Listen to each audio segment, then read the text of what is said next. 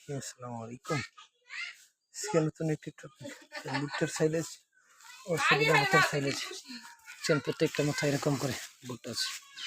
আলহামদুলিল্লাহ, প্রত্যেকটা নতুন করলাম সদিনের মাথার সাইলেজ।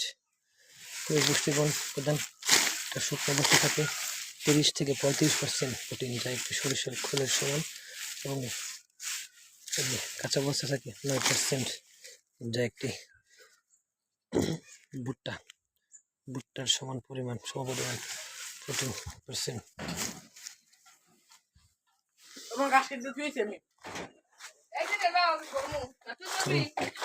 সরিষা ভুট্টার সাইলেজ কীভাবে করবেন এগুলো সহজে করছি।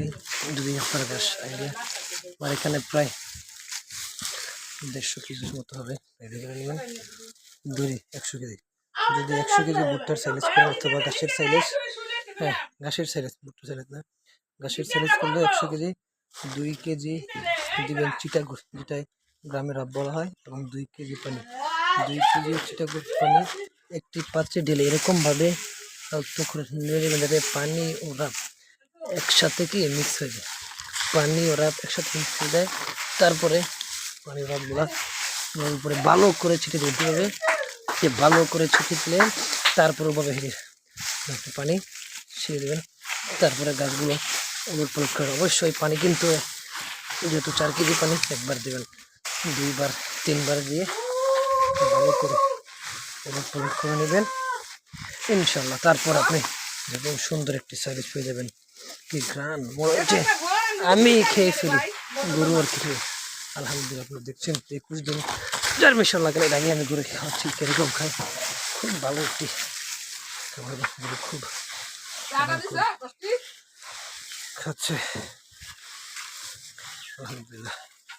এখন যেহেতু সব করেছি ইনশাল্লাহ, কিছুদিন পরে বিশাল বড় এক আপডেট থাকবে সাইলেজের প্রজেক্ট, তখন বিশাল বড় সাইলেজ প্রয়োগ করবে। এখন আমি চেঞ্জ করি সাইলেজে, ভুট্টার সাইলেজ দেখতে পাচ্ছেন। অসংখ্য পরিমাণ ভুট্টা এবং সাথে সুজিনা পাতা অ্যাড করেছি, যে একটি হাই প্রোটিন, সেটা গরুর হজম শক্তি এবং যখন এবং দুধ উৎপাদন। যেহেতু এটা আমি এখন করে শীতকালীন সময় খাবো, যখন ঘাসের সংকট, বর্ষাকালে তো অবশ্যই ঘাস পাওয়া যায়, যেহেতু জমিতে তো বর্ষাকালে ঘাস হয় কম আর বেশি আলহামদুলিল্লাহ, কিন্তু এই শীতের সময় তো ঘাস খুবই সংকট। তো গরুকে কুট্টা বা খড় যেটাই বলেন খাইয়ে গরু বলতে হয়। আর এখন তো ঘাসে অ্যাভেলেবেল। আল্লাহ একটা বৃষ্টি হলে পুরো জমি সবুজ ঘাস নিচে যাবে।